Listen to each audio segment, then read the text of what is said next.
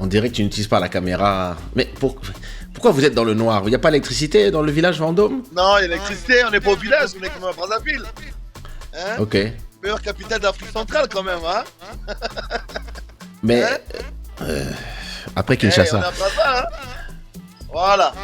Là, j'ai l'éclairage, là, c'est bon, là? Ah. Mais Voilà. comment ton bar, il n'y a pas de musique? Bah écoute, il est minuit, Ok. on est dimanche. Bah Ok. écoute, je ferme à dimanche. Je ferme à 23h30. 23h30, je ferme le bar. Et puis j'envoie les clients en boîte. Ézéchiel Licolo dit Tonton Olivier, comment ça va? Hey, Ezekiel, De ça va Lille. très bien, on est là. On est là, ça va. Et de ton côté, Ezekiel, ça va? Il est à Lille, hein? Il est posé à Lille. Ben, je vois ça, hein. Le nom m'a dit quelque chose tout de suite. Il est chez moi là-bas, je l'ai ici à Lille là-bas. C'est Dans le ça. nord. Au nord. Dans le nord de la France, ici. Chez moi là-bas à Lille. C'est what up? Ok, on te cherche. Le Congo te recherche. On dit Kesha est passé où? Kesha est passé où? Je dois dire Ouais, quoi alors? Tu leur dis que Kesha va très bien. Bon, ok. Je fais passer le message. Mais les gens ont besoin de toi ici. Comment ça, les gens ont Voilà. besoin de moi? Ils ont besoin de toi. Je leur ai dit, j'envoie le numéro et puis vous l'appelez. Dis-leur de préparer leur argent. Dis-leur, je coûte très cher. Alors, comment s'est passé le festival de Kizomba? Non, le festival de rap, Brazza. De rap. Bon, En tout, comment ça- en tout cas, franchement, je peux te dire que j'étais très content et très ravi. Et puis, vraiment de savoir que le public brazzavillois a répondu présent. Mhm. 5000 personnes. Et ensuite, tous les artistes étaient présents. Ça s'est Mhm. très très bien passé. Bah, les gens, ils ont kiffé. Et puis, et du nouveau, on a eu beaucoup de nouveaux découvertes. Des jeunes artistes qui se lancent dans la musique urbaine, qui ont du talent, qui ont eu vraiment besoin de ce podium pour se faire connaître un peu au niveau international. On les a offert ça. Et en tout cas, ça s'est bien passé. Bah, T'avais le qui comme rendez-vous, artiste? carrément. Bah, il y a eu Chanel du Gabon, qui est déjà connu à l'international, qui est produit par Attends. notre ami Edgar Yonke, qui marche très bien. Et voilà, les C'est guests. quelqu'un qui venait du Gabon? Ouais, il y a eu. Non, en fait, c'est un plateau à peu près de 15 artistes, dont 9 artistes locaux et les autres qui viennent de Kinshasa, le groupe MPR. Ah, ils sont bons. Ouais. Au niveau de... Voilà, ils sont bons. MPR qui était là, qui ont bien carburé. En tout cas, ils étaient vraiment attendus parce qu'ils n'étaient jamais venus à Brazzaville sur un gros plateau comme ça. Donc voilà. C'était leur dernier concert avant d'aller au Cigale. Pardon? Ézéchiel dit quoi de beau tonton? Il a l'air de faire bon là où tu es. Ça se voit que tu es riche. Oh là là là là là là là là. Ézéchiel, il fait bon, très bon. On m'a dit qu'il fait mieux qu'à Paris en ce moment. Parce qu'ici, il fait. Lui, il est à très bon. Lille. Lui, il est à Lille, donc il ne sait pas Lille, Paris. il fait chaud en ce moment-là. Ils sont à 36 degrés là-bas, à Lille. À Lille? Je crois. Ouais, à Lille, ils sont à 36 carrément, chaleur. Canicule, je crois. Mais ici, on est à 20 degrés, 19. Donc, il fait très bon. C'est la saison sèche. Hein. Donc, vraiment, il fait bon. Et puis, c'est chez moi ici, c'est le village Vendôme. C'est un endroit où on découvre beaucoup des artistes qui font leur promotion, du théâtre, du slam, des lives, voilà. Quoi, tu fais aussi du théâtre? Ouais, du théâtre aussi, ouais. Des jeunes comédiens qui veulent se lancer dans la comédie. Donc, ils passent ici. Et attends. Futur Soundbeat dit tonton Olivier n'a point tocos. Oh, tocos, man. Tocos aussi. Tocos, vraiment. Ah, ça fait plaisir. Ça fait plaisir. Mais, dans les cas. Bon, alors attends. Là où tu es, c'est quoi? C'est un club qui... Alors, oui, Ézéchiel dit, je suis le fils d'Erta. De Ma mère te... Erta. Erta. D'accord. Sa mère lui Ézéchiel. te passe le bonjour. Ézéchiel Erta, j'imagine. Ah. C'est le fils d'Erta. Donc passe le bonjour à maman. Dis que tonton Olivier se porte très bien. Et tout se passe bien ici à Brazzaville, en tout cas, dans tous les cas. Voilà. C'est quand que tu rentres à Lille? Ben, mi-septembre. Mi-septembre, je je suis à Lille et puis Paris pour au moins 2 mois. Ouais. Après mon festival d'Abidjan. Parce que j'ai un autre festival que je fais. Ah, tu fais un festival à Abidjan? Je fais un festival Rumba. Rumba à Abidjan le 3 septembre. Ouais. Un gros festival Rumba le 3 septembre à Cocody, à l'université de Cocody. Voilà. Terrible. Ouais, c'est une grande moyen pour la promotion. Il y a une de tes ex qui est là. Ah, une de mes ex, carrément. Emmanuel dit bonjour Olivier, bonjour mon ex. Oh. Ben je sais pas qui c'est, mais bon, ben si elle dit c'est ex, d'accord, c'est pas de problème. Je dis bonjour, hein. Bonjour l'ex. Salam. Il y a les hitbox aussi. Ok, c'est pas possible. J'étais en train de me poser la question si j'avais des ex à Lille. Oh bien sûr, ok, arrête. Hein. Pas le question de maintenant, mais le question d'avant, bien sûr. T'as laissé quand même des ex là-bas. C'est quand même question de quoi, c'est pas n'importe qui quand même. Qui, moi? Je sais pas de quoi tu parles. Je sais pas de quoi tu parles. Je me rappelle. Tu sais de quoi tu parles? Absolument pas. Je me rappelle d'aucune ex. Moi, je sais de quoi je parle. Témoin existe.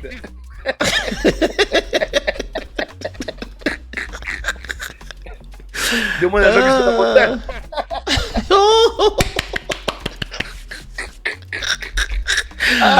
Oh putain. Oh mon Dieu. Okay. Non, c'est bon.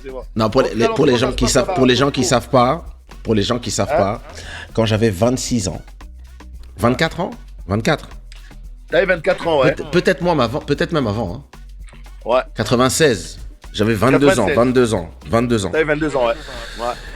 Quand j'avais 22 ans, je suis venu à Lille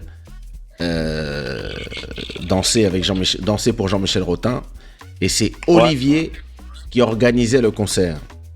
Ouais. Et il m'a dit, petit, quand tu sors ton album, c'est moi qui vais te faire venir à Lille pour la première fois. Et c'est lui qui m'a fait venir à Lille 99% des fois. La seule fois où tu m'as pas fait venir à Lille, t'es venu avec moi quand même. C'est toi qui avais booké le show pour une autre boîte. Et c'est là qu'on m'a volé mes affaires, tu te rappelles?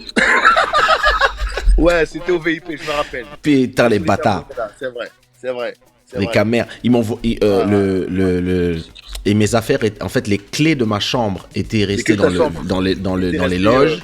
Les loges étaient fermées, mais comme par hasard, quelqu'un a pris les clés et est parti ouvrir. Ouais. C'est vrai. Quelle affaire. Ça, c'est vrai. Ouais, purée, tu te souviens comme cette histoire là, c'est grave. Mais bien sûr, je me souviens de cette histoire, les petits bâtards. Oui, effectivement. Heureusement, leur club est tombé. Je suis sûr que c'était eux. Non, leur club, un an après, tes gris-gris, ils ont marché, le club avait fermé. Voilà. C'est important. Et c'est vrai. Et moi, je voudrais témoigner de ta fidélité d'abord en amitié, c'est très important. C'est très important. Aussi témoigner de ton professionnalisme côté travail. Et ça t'énerve parfois, hein? Ouais, ça m'énerve parce que voilà. En fait, les gens qui te connaissent pas, je le dis, Kesha, c'est un artiste. Oh, Internet du village. Voilà, il faut le dire. Les gens qui te connaissent pas, je peux dire que Kesha, c'est une sorte d'autodidacte qui... Bon, arrête de marcher et tu coupes l'internet. Non. Et il y a des gens qui m'appellent en même temps, je suis obligé de couper. Et je dis ça, Kesha, c'est une sorte d'autodidacte. Mais attends, excuse-moi. Quelle heure il est à Brazzaville? À Brazzaville, il est quelle heure? Il est minuit, non? Il est 1h30 quand même à Brazzaville. Qui est la go qui t'appelle à 1h30? Il n'y a pas de go qui m'appelle à 1h30, c'est juste les clients. Les clients qui m'appellent. Mais c'est très important de... Putain, oh merde. Oups. Internet du village. Excuse-moi, c'est l'internet de Brazzaville. Il va rappeler.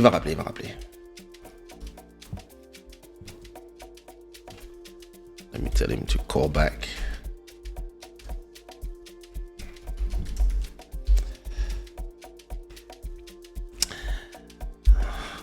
Comment ça te dévoile les secrets, tonton? Attends. Je vais lui poser la question.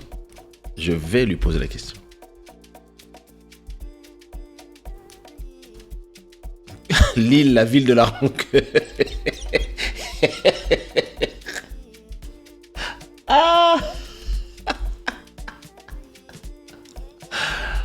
my God. Ouh. Non, listen. Donc, j'étais à Lille. Donc, les gars, imagine that.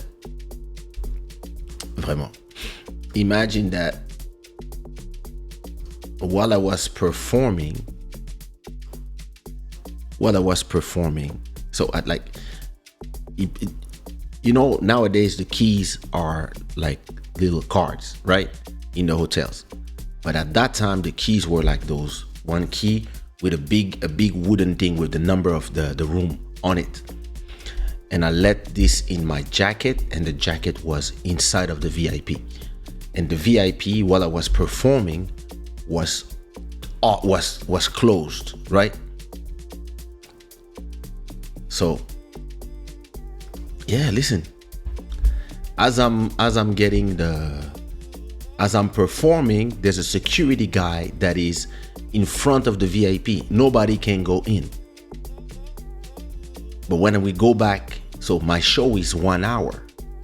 So while I was performing, anybody, I guess the people who work there, because that's the only people who could do it, could just go, take the keys, right?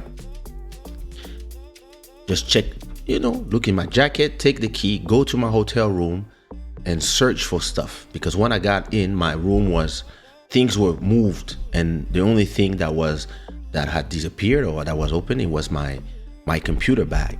So I lost a computer, a laptop, I lost my passport, and my keys were there too. So I had to change all the locks and stuff because I had a lot of things in my computer bag. So yeah, and I had money in there because when I get paid for the show, I let the money in my bag already. So yeah, it is what it is. Les gris-gris ont marché. Oh, so this guy. Ah, there he is. Vraiment, Internet du village, c'est compliqué.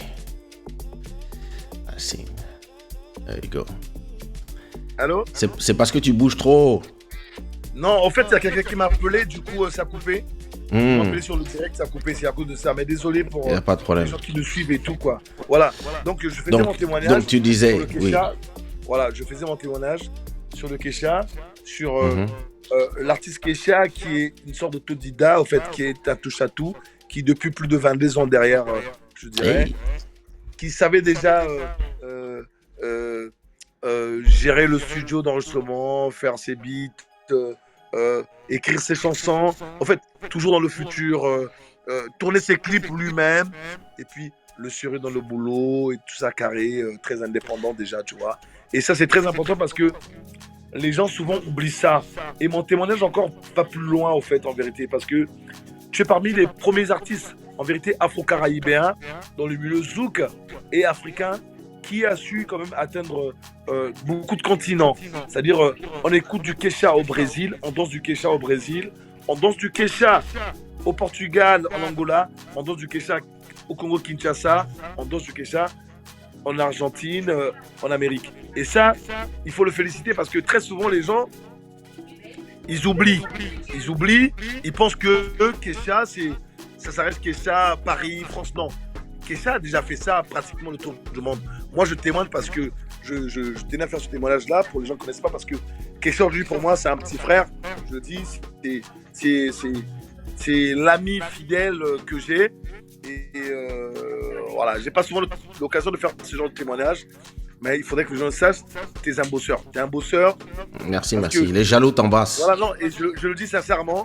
Aujourd'hui, je pense que c'est volontairement, je dis bien, je pèse bien mes mots, volontairement qu'il a choisi de gagner son argent en termes musical autrement, c'est-à-dire pas forcément besoin d'être en avant de télévision, tout ça, mais de gagner autrement par le net, par le système d'internet que tu maîtrises en vérité depuis très longtemps, en fait, le streaming, etc., que tu maîtrises depuis très longtemps. Voilà, tu as choisi ça, et je pense qu'aujourd'hui, avec ta vie de famille, tout ça, ton besoin aussi, c'est de rester avec tes enfants, ta famille, auprès de ta femme, parce que je pense que les tournées, c'est pas ce qui a manqué, voilà. Et c'est très important, des tournées, c'est volontaire de ton côté, voilà. Non, mais les tournées, là, on en a fait beaucoup, hein. Beaucoup, les gens se rendent pas compte, mais J'ai fait combien de choses? J'ai fait combien de grands méchants zouk à Lille? Non, sincèrement, je sais plus compter, mais je dis que à un moment, moi je suis là, je peux témoigner, je peux dire que j'ai connu beaucoup d'artistes afro-caribéens, zouk, etc. Mais beaucoup ont disparu, beaucoup ont été restés sectaires sur des continents, sur des villes précis. Mais Kesha, c'était vraiment celui-là qui nous représentait, tant au niveau de l'Afrique, tant au niveau de l'Antilles, tant au niveau de l'Amérique latine, etc. Et ça, pour ça, il faudrait que les gens respectent. Tu vois, les gens doivent respecter, tu vois. Et c'est très important. Et ton mode de vie d'aujourd'hui, c'est parce que tu le veux. Mais la demande est toujours présente en vérité. Voilà. Et je témoigne aussi de ta fidélité, de ton amitié que tu as vis-à-vis des gens que tu aimes, des gens que tu estimes, tes amis. Parce que tu sais que moi, je t'ai vu arriver, ça je peux le dire, je t'ai vu arriver comme danseur de Jean-Michel Rotin, avec Rotin. Et après, j'ai vu le Kesha transformé, succès, où tu aurais pu perdre la tête, tu aurais pu snobber même si tu voulais. Mais en vérité, ça, c'est pas donné à beaucoup d'artistes. Savoir rester humble avec les siens, savoir rester toujours le même. Et ça, vraiment, pour ça, je te dis respect. Voilà, respect. Merci, le grand frère. Non, je te le dis vraiment, respect. Et moi, j'invite, je donne un conseil à tous les jeunes de la nouvelle génération de te prendre comme exemple parce que c'est très important d'avoir les pieds sur terre quand on a du grand succès. Et voilà, parce que souvent les jeunes se perdent. Au bout de 2-3 tubes, l'argent, mon cher. L'argent, les femmes. L'argent, les femmes, le succès. Les femmes du Nord. Les femmes du Nord. Et les femmes du Nord et les femmes des autres.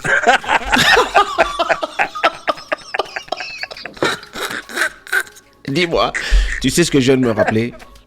Ouais. J'avais une ex le jour où on m'a volé mes affaires, qui était là. Ah oui. Tu te rappelles de la go qui avait des tatouages partout? Une métisse comme ça. Avec des cheveux blonds courts. Ouais. Elle a fini par être avec un joueur finalement. Elle aussi? Ah ben oui. Qu'est-ce que tu crois? Oh mon Dieu. Elle a fini par être avec un joueur. My God.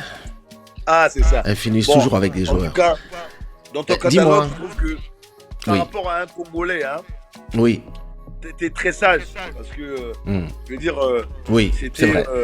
Je suis d'accord. Tu prenais pas la tête, je veux dire, c'était à la demande. D'ailleurs, nous profitons derrière toi sans le savoir.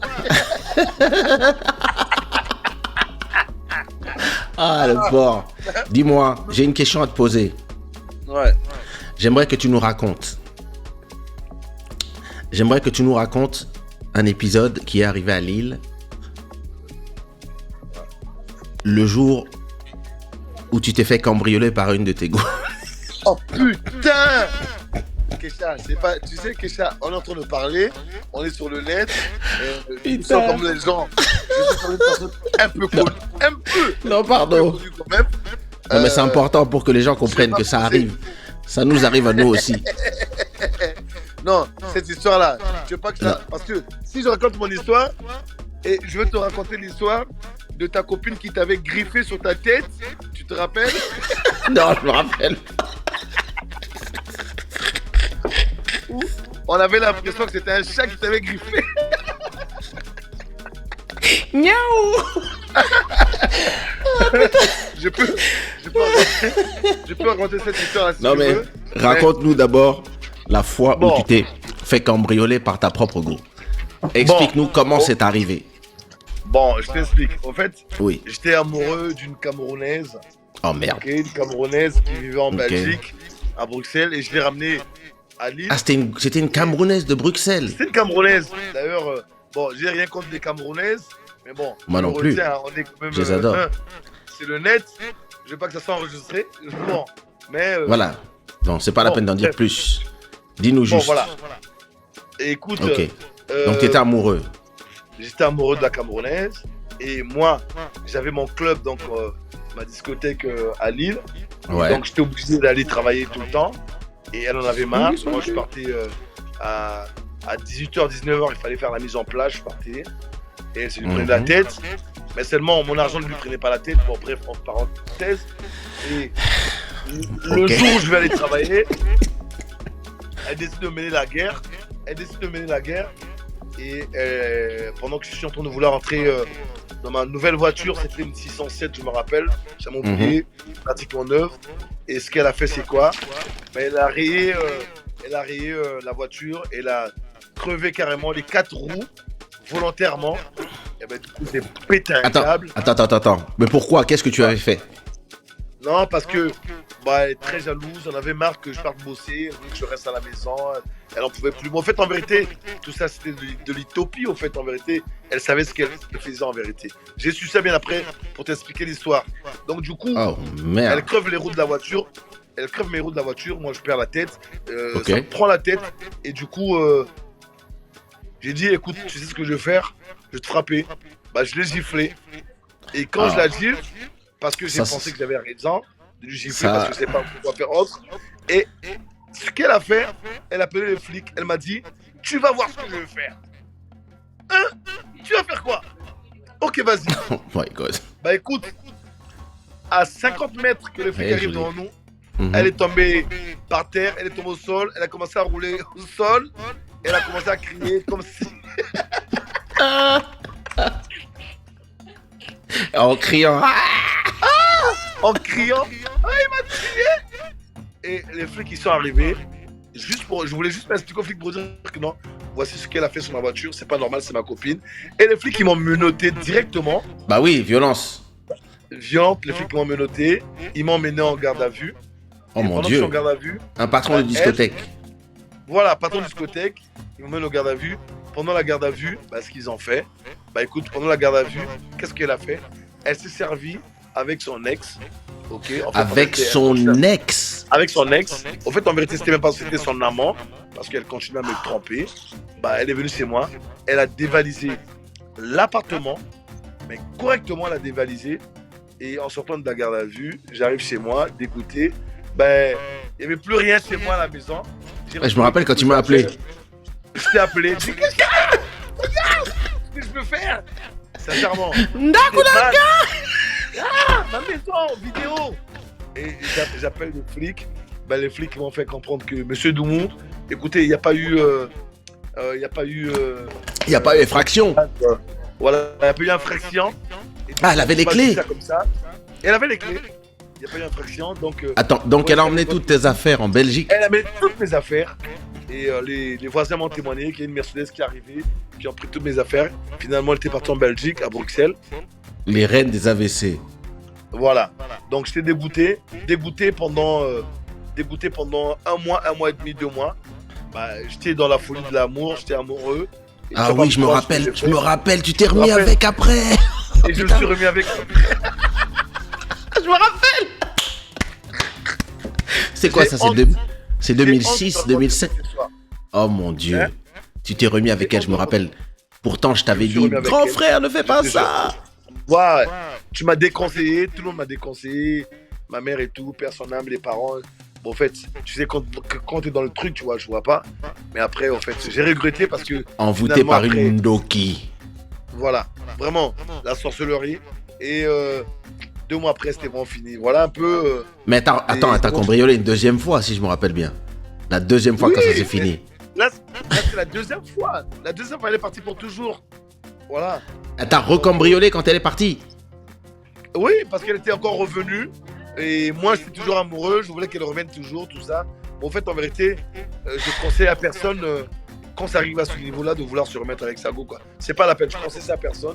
En tout cas, tous les jeunes frères, je conseille ça à personne parce que ça s'était mal passé après. Et puis, voilà, quoi. Okay. Ézéchiel demande si tu as récupéré tes affaires. Ouais, non, j'ai pas pu. J'ai récupéré mes affaires après. Et voilà quoi. Ok, dis-moi, j'ai de la visite. Si tu es toujours en direct, je peux te rappeler dans 20 minutes, c'est possible ou pas? Bien sûr, fais voir la visite. Tu dois raconter ton histoire aussi avec la chinoise. Tu dois raconter ton histoire avec la chinoise qui t'avait griffé. Bye. Bye. Ouais.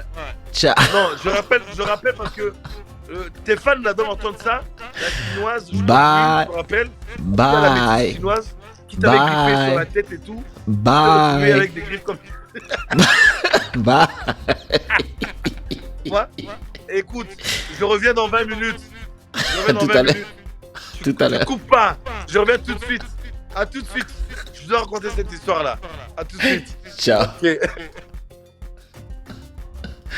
Il raconte n'importe quoi.